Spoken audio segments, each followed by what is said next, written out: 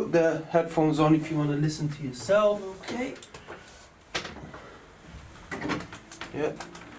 Go ahead, do a test. Test. Yeah. Yeah, that's it. Very nice. You can keep that on or you can remove it, up to you.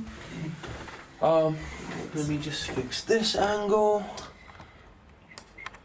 I always go freestyle, but just in case I put some notes down, I was like, you never know. You never know. And freestyle is not bad if you. I you always go go on a roll. freestyle. I hit record and I Yeah. just go freestyle. People love freestyle and they love passionate. Like you do freestyle and be like, how could you? Whatever. So again, thank you so much. For Not a listening. problem at all. Whenever you want to take a break or whatever, Yeah. let me know. Just come outside. I'll come pause it. So I can just go for it Just now. go. Okay, Yeah, awesome, wonderful. No worries. Thank Let you me so just much. close these so that it looks better. All right. Enjoy yourself. Thank you. No problemo.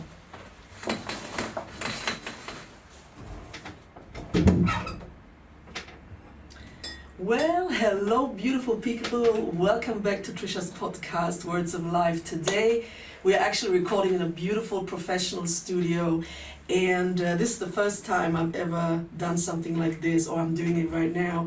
And today, you know, we want to dive into a topic that is very, very interesting, I guess, to anyone.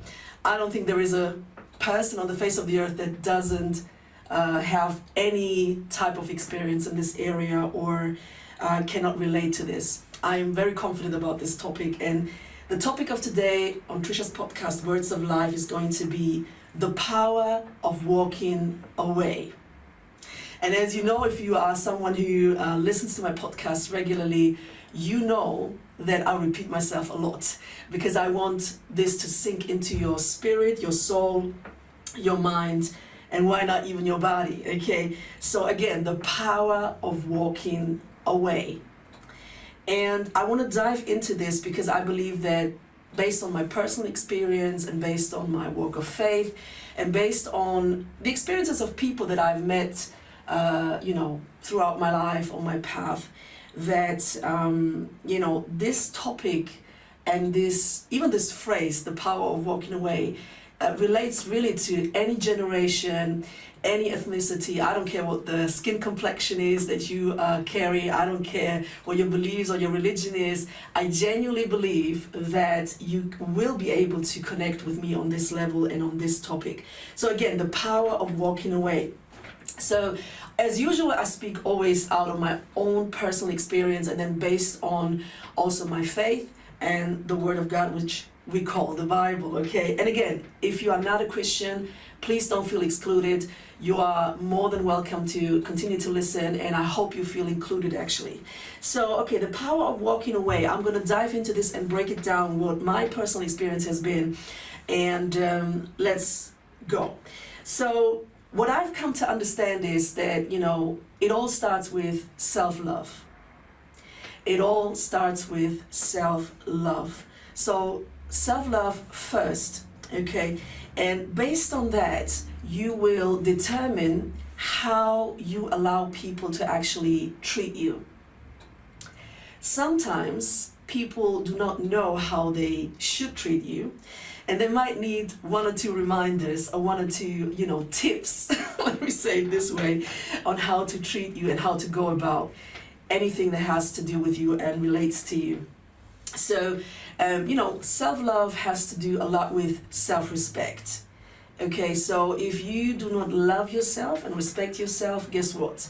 People will pick on that energy, they will pick on that vibes, they will pick on your self-love and self-respect. If you don't have it, guess what? People are going to have a difficult time to love you, to respect you, and to even honor you, and to even acknowledge you. Okay, even though, let me say this, you know, that shouldn't be the case. People should respect, acknowledge, and love you in spite of you loving, respecting, and acknowledging yourself first. But however, that unfortunately doesn't happen. So if you do not project that self-love, respect, and acknowledgement, and actually, you know, knowing who you are and being confident in who you are, no matter how you look, no matter what, you know, your background is, your skin complexion is, your ethnicity, your beliefs, you have to have confidence in who you are. And you know, the more you are real, the more you're authentic, the more people will actually love you. And there's always going to be, let me say this, there's always going to be some haters, okay? There's always going to be a bunch of people, usually it's a handful of people, globally speaking, that are not going to like you. I mean, you can do whatever, they will not appreciate you, they will not acknowledge you, they will not like you, let alone love you, okay? So I need you to understand that this is absolutely normal. And guess what? You do not like everybody, do you? Let's be honest. Let's drop the mic. Okay, right here. Let's drop the mic. So you have people in your life you just don't like. Okay, let's be honest about it. And you know, me as a Christian, I have to be very careful with saying this because I'm supposed to love everybody. And you know, to as Jesus said, you know, love your neighbor as yourself. Meaning that again, self-love first. So you have to have love for yourself first. And then, you know, you will be able to actually love people in your life. Okay, let's break it down. So what I've come to understand is that when you love yourself and when you respect yourself, what you will do is look around you and see how people actually perceive you, how they acknowledge you, how they love you, how they respect you, and maybe how they don't. Okay, so and as soon as you see that something is just not sitting right with you, I need you to actually acknowledge it. First, you know, when you notice that someone is not acknowledging you, is not respecting you, is not loving you properly, the way you want it to be, then you have to acknowledge that. First, you have to recognize it, then you acknowledge it by saying it out loud to yourself and say, I think I'm not happy with this. I think I don't feel enough love, respect, and acknowledgement, and therefore you have to say it to yourself, and then the person or the group of people that are actually involved in this. Okay, so you have to have the courage to actually acknowledge it to yourself and then to the people that matter, the people that are in this with you. Okay, so acknowledge it and just say it, simply say it and say, you know what, there is something on my heart I would like to share with you, and you know, when you did this, I didn't feel respected, I didn't feel loved, I didn't feel acknowledged, or when you didn't do this, I felt this and that. So try to use I messages. That, as I always say, you know, if you start a conversation with you, already this conversation is going to be probably not successful, it's going to fail. And you know, because people, when you say you, already they feel attacked. Already they feel like, oh, this is going to be ugly. This is not going to go well. Okay, so I need you to actually use I messages because that will make sure that it's focused on you. And it's not an attack, it's not an aggression, but it's actually just pointing out how you feel, how you think, and what you want this person or this group of people to know. Okay, that's simply what it is. And then you can break it down and say, you know what, I feel this way, I think this, I think that. So just keep it simple and straightforward. Don't get too emotional, don't get too much into your emotions, but just, you know, particularly if you're speaking to men, boo, I need you to really keep your emotions out of the conversation and really keep it dry and straightforward. Because men talk in straight lines. They talk in straight lines. So you have to keep the message straight, short, brief, and really to the point. Don't talk around it, because women talk in circles. Yeah, in circles, not in straight lines like men. So it's like a plane trying to land on the floor, on the ground. Now, you know, men have a difficult time with that, because if you keep going like this, you know, so the woman actually, you know, wants you to listen, and that's it. We're not looking for an answer, we're not looking for a solution, because if we are, we're going to tell you. Okay, we're going to tell you, babes, I need an answer, I need a solution, I need a help. But if the woman just talks, she just wants to talk. She just wants you to listen and pay attention to whatever she's sharing. So particularly with men, as I said, you need to be respectful and straightforward, straight lines. Don't go in circles as women usually do and talk around the bush and, you know, walk around the bush again and again. No, just go, bams. Just give it as it is, you know. Very simple, very simple. And then when you talk to a mixed crowd, obviously, again, you want to pay attention that if there are men, you have to be straightforward and respectful. If there are women, you have to kind of, you know, bring that in as well, you know, and, you know, bear in mind that women are very emotional, and it doesn't mean that men don't have emotions. Of course they do. Okay, they all have, men and women have a soul. Okay, and obviously we all have emotions in spite of our gender. Okay, so we have to bear in mind that as well. But again, women are just, psychologically speaking, very different. The psyche of women is very different to the psyche of men. I'm not going to go into this because this is too complicated now, and that's not the topic. Again, the power of walking away. What I've learned is that after you have acknowledged what you are not happy with, and nothing changes, pay attention, and if nothing changes, I need you to acknowledge it again. Okay, so don't be impatient and just walk away straight away, because sometimes people just need time. There is an episode on my podcast that is called the patience for the process. Look it up. It's probably, I don't know, maybe between 70 and 80 episode. I don't know, just scroll it down and you'll find it. The patience for the process, meaning that, change takes time. It's not time that changes you, and certainly it's not time that heals you, but you need time to change and you need time to heal. That's a big difference, okay? I hope you got that.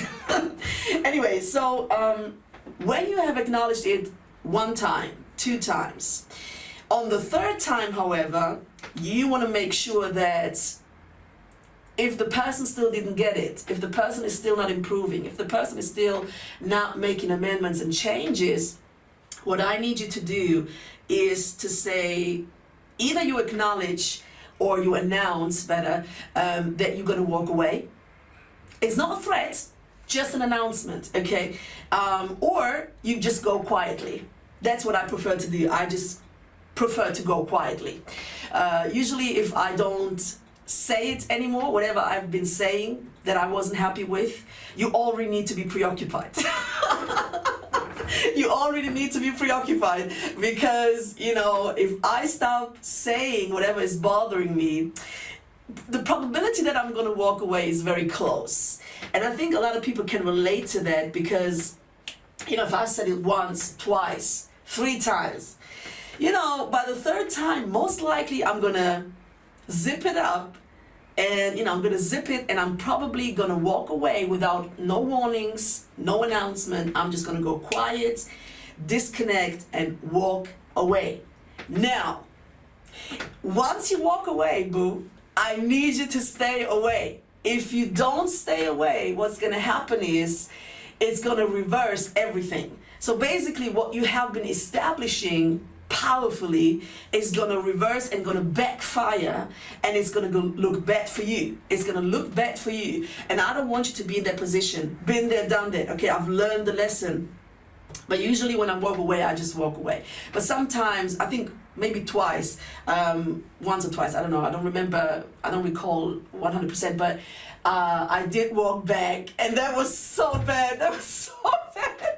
It just didn't end well. It didn't end well. So I don't want you to be in that place, in that position. So please save yourself from this. So learn from my experience, and learn from my wisdom and knowledge that I've gained over the years. I've been around for a couple of decades, so I'm not as young as I look.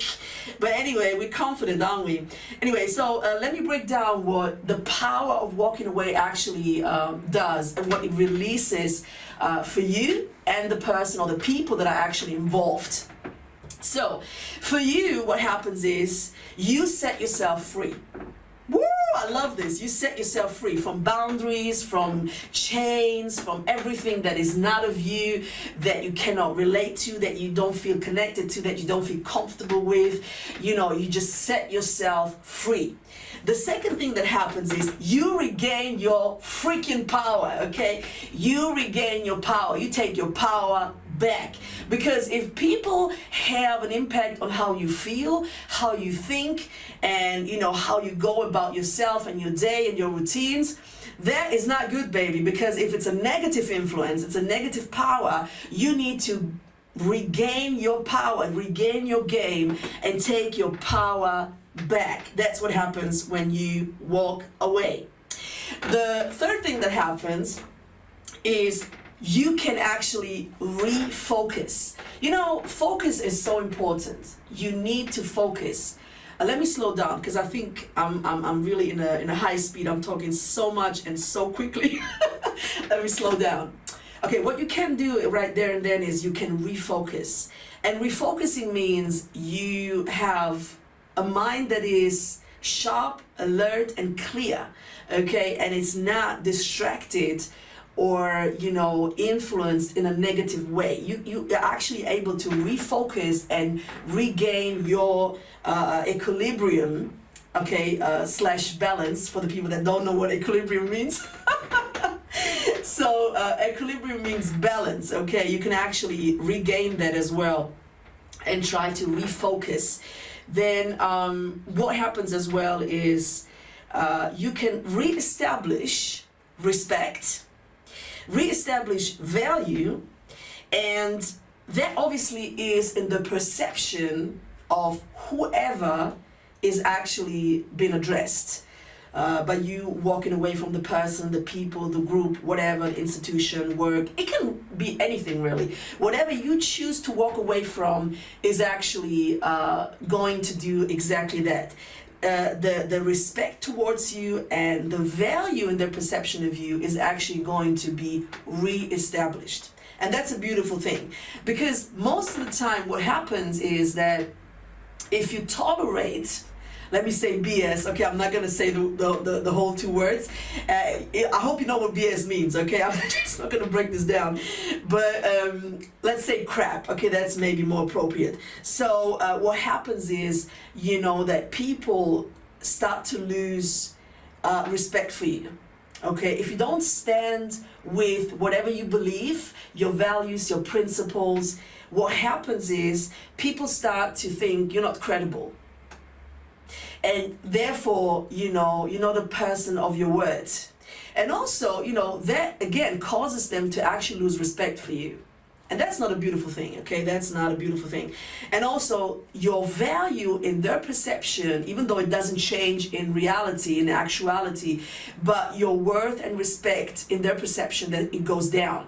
It goes dramatically down. The more you tolerate BS and crap, the more people will think, oh my God, this person is not credible. I cannot respect this person. I don't think this person is a high value person. I don't know. And that's why, they keep doing what they're doing. And you know what? If you tolerate it, they're going to get even worse. Let me just have a sip. Ooh, I love coffee. Anyway, so, and you don't want that. Who wants to be disrespected? Who wants to be perceived as low value? Nobody wants that, right? So we can all relate to that. And the other thing, what happens is you can not only refocus, as I said earlier, but also reevaluate whatever has happened, what's happening right now, and what you actually want to happen. Okay, so you can reevaluate if you want to continue on this path or completely go on another path, or the people around you to change even that. Sometimes you don't just walk away, you just actually have to remove people out of your life. Oh, I dropped it. I dropped the bomb, baby. You have to remove things and people at times. Unfortunately, it is what it is. And it's not to be evil or mean, and it's not to take any value of whoever it is that you are removing out of your life, but it's actually to protect yourself. You need to protect yourself. You need to protect your energy. You need to protect who you are. And, as soon as you realize that you cannot be 100% yourself, your authentic self, there's something wrong. And I need you to reevaluate. Now, what happens next as well is, the first part that I shared is it's all about you, okay? What happens to you and with you and in their perception of you, okay? So now we're going to break down what actually happens with them or him or her or whatever, it is in your case. Usually in my case, it's either a group of people or it's a specific person that I walked away from. Let me zip again, sorry. And, so what happens, I'm going to say they, because, usually It's either one person or a group of people, but let me just say they, it's easier. So what would happen to them is the following. They will feel the pain of your absence. Ooh, I love this. You know, it sounds evil and it sounds really mean, but it actually isn't. Because, you know, there is a saying that says, absence, the heart grows fonder. So what do you think that means? It's pain, baby. It's pain. It's brutal pain. You know, if you have had any type of connection with anyone, what happens is when you go away, when you are absent all of a sudden, particularly if it's a clean cut and it's all of a sudden without announcement, without any warning or whatever, the pain is going to be real. So they're going to be in pain because of your absence. So and I'm not even saying that, it's something to rejoice over or it's something that you should be happy or proud of, but it's just a fact. It's just a fact, and I need you to know that. And probably you've experienced that yourself anyway. So the pain of your absence is going to be real for this person or these people. So they're just going to notice, there is a void now. There is something that causes me pain, and it's the absence of that person. So what happens next as well with these people or this person is they will perceive you as straight away more attractive. I mean, I don't care how you look, how you come across, but if you are attractive, if you feel attractive, whatever, but in their perception, all of a sudden, automatically, when you walk away, that's the power of walking away, they're going to feel the pain of your absence and they're going to feel much more attracted to you. They're going to think, oh, actually, this person is quite attractive. Because what it does is, people all of a sudden think, she has the guts to actually walk away. She has the confidence to say, no, I'm not going to accept this any longer. I'm going to walk away. I love and respect myself, so therefore I'm not going to keep tolerating this. Okay, so that's what happens as well. Then also, obviously, as I said earlier, your value will rise. They will perceive you as more of a high value person. And the next thing as well is they will perceive you as stronger, as bolder, more courageous, more powerful. And also, as I said earlier, in between, they will see you as a confident person. And it's because you have the guts, you have the courage to say, I don't need you. If you are in my life, boo, it's because I want you in my life, not because I need you, okay? And there's nothing wrong with needing things or people, but there is a difference between neediness, being needy, and an actual core need of every human being, okay? Like, let's break it down. I also have another episode that, speaks about, where I break down the difference between neediness and, neediness versus need. So being needy and having normal needs as everybody else. So let's break down this quickly. Basic human needs are the following: love, genuine love, connection, genuine connection, and then obviously we all need food. We all need food. We all need water. We need to drink something on a regular basis, and we all need a shelter. We all need a roof above our heads, okay? So that's what the core human needs are, in my opinion. Correct me if I'm wrong, feel free to add or, take away something, but I think that's the basic needs of every human being. And everything that goes beyond that, you have to be careful that you don't become needy, okay? And particularly as a woman, men pick on women that are desperate and needy. They feel it in their energy. They're like, I'm not feeling this woman, and that actually pushes men away. So as women, we need to be careful about our energy, what we project. So the more you love yourself, the more you respect yourself, the more you honor yourself, the more you are confident in who you are, the more they will love you. Okay, obviously you just need one man, okay, but you know, even for the rest of the man, you know, it's important how people perceive you, you know. Not that you depend on it or your confidence depends on it, but it's always nice to have a good reputation. It's good to have people that perceive you as who you really are, and they actually appreciate and acknowledge you, right? So the other thing is what happens with these people that you walk away from. All of a sudden, they perceive you as more respectable. You know, they will respect you more, they will value you more, they will perceive you as a high value person more. Because again, the power of walking away is actually real. Okay, so, but again, first you have to have the courage to actually do it, yeah, and then you have to actually stay away. Because again, if you walk away and walk back, you're gonna reverse everything I just said. And you don't want that, boo.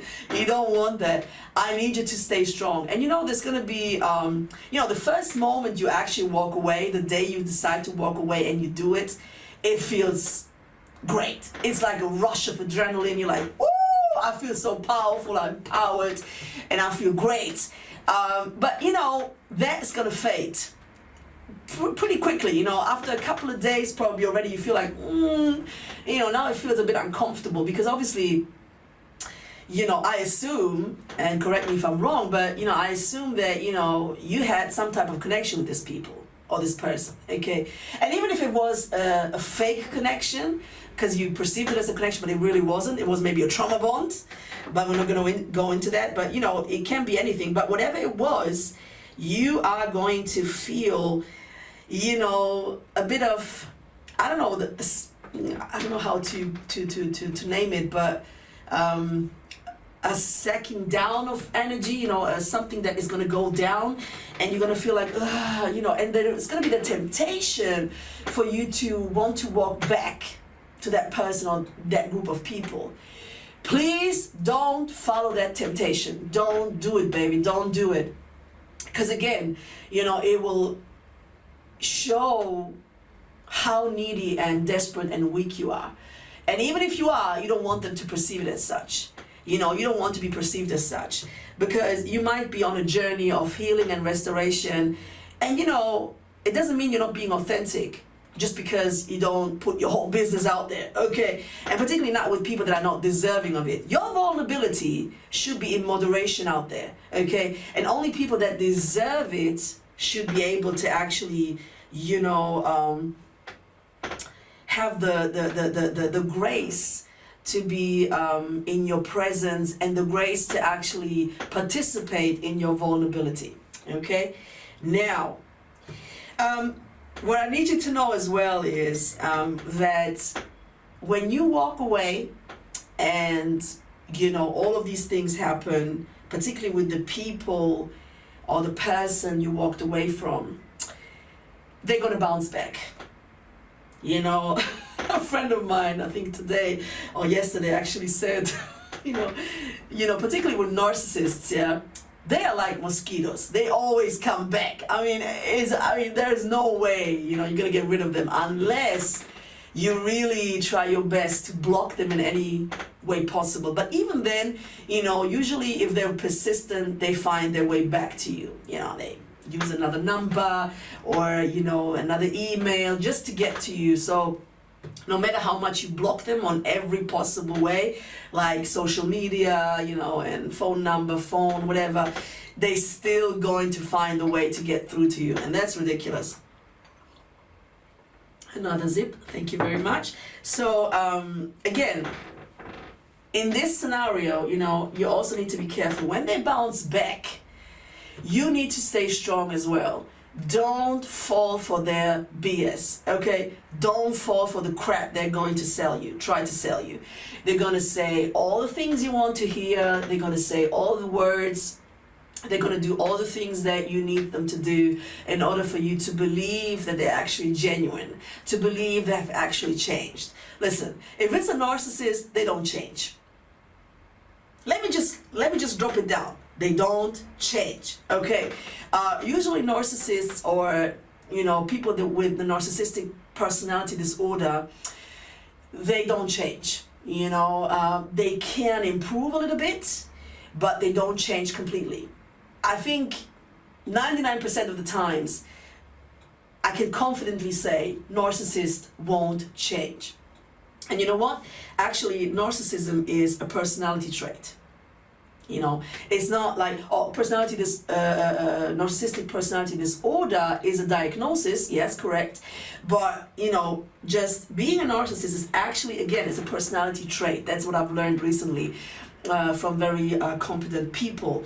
And, competent people in the sense that I've looked a lot into the topic of empathy, a lot into the topic of narcissistic people and narcissistic personality disorder. So I've gained a lot of knowledge in that. I've done a huge research for years. And because, I've been exposed to narcissistic people a lot in my life. And, me being an empath, obviously, I'm like a light to them. I'm so attractive to them. I mean, in spite of what type of relationship it is, romantic or not romantic, platonic, whatever, as an empath, you're always attractive to any narcissistic people, because what it is they find in you what they don't have, what they lack or don't have at all, which is empathy. So if you are very empathetic, or you even are an empath, which is a big difference, so I'm not going to break this down, please look it up. Google it, okay? So again, in spite of you being an empath or just empathetic, they're going to be attracted to that. It's like this beautiful, warm, lovely energy. They're like, oh man, what is this? They might not even understand what it is. And even if they do, they lack empathy. So obviously they're going to be hungry for that. They're going to crave for that. And also what it is, as empath or empathetic people, you're not only able to actually feel people, connect with people on a very profound, deep level, but what also happens is that, empathetic people or empath, really, they are super patient, they're super kind, they're super loving and caring and nurturing, and, they always want you to feel great. They want you to be happy. They're going to make sure to get out of their way to, go the extra mile just to make you happy. But then again, you can fall into the trap of people pleasing. That's another whole topic. We don't want to go into that. But, you want to be free of that. You don't want this to happen to you. Okay, baby? So I need you to be careful on, who you spend your time with. Because guess what? Your precious, beautiful presence and your time are the two most precious assets you can actually give to people. It's the highest expression of love is if you give time and your presence to people. It's the highest expressions of love for me. Now, so I'd like to also give you a few, verses, as I usually do, about, faith, and also, what the Word of God says about this topic. And so let's start with self-love, because as I said, that's the first thing to look for and to make sure of that you actually practice that yourself. Because again, if you don't love yourself, you're not going to be able to love anybody else, and nobody's going to love you probably, okay? So we need to actually, make sure that we got this, okay? So what the Bible, says about self-love, obviously the most popular verse is, the one I just mentioned relatively at the beginning of this episode, where I said, that Jesus said, love yourself, love your neighbor as yourself, sorry. So, exactly. So, and that's, the most popular one. Yeah, but I think probably, I think it's apparently James 2:8, where it says, if you really keep the royal law found in Scripture, love your neighbor as yourself, you are doing right. So that's, something very similar to what I just said. And then, 1 Corinthians chapter 13, verses 4 to 8. It says, love is patient, love is kind. It does not envy. It does not boast. It's not proud. It does not dishonor others. It is not self-seeking. It is not easily angered. It keeps no record of wrongs. Love does not delight in evil, but rejoices with the truth. It always protects, always trusts, always hopes, always perseveres. Love never fails. But where there are prophecies, they will cease. Where there are tongues, they will be stilled. Where there is knowledge, it will pass away. But, this is probably the most beautiful part of the Bible, in my opinion, when it talks about love. Again, 1 Corinthians chapter 13 is very popular, very well-known scripture that even people that don't really have a relationship with God or don't even believe in God, they use these verses for their wedding ceremony because it's such a beautiful breakdown of what love, divine, godly, agape love is. Okay, so that's about self-love. And then that should give you a good foundation on what it means to actually love yourself, appreciate yourself, and make sure that people treat you right. And again, the power of walking away is real, people. But even more powerful is not only when you walk away, but you actually stay away. So thank you very much. I love you guys, and I'll see you soon. Support me on social media. Support me everywhere you can find me. Trisha's podcast, Words of Life. God bless you guys.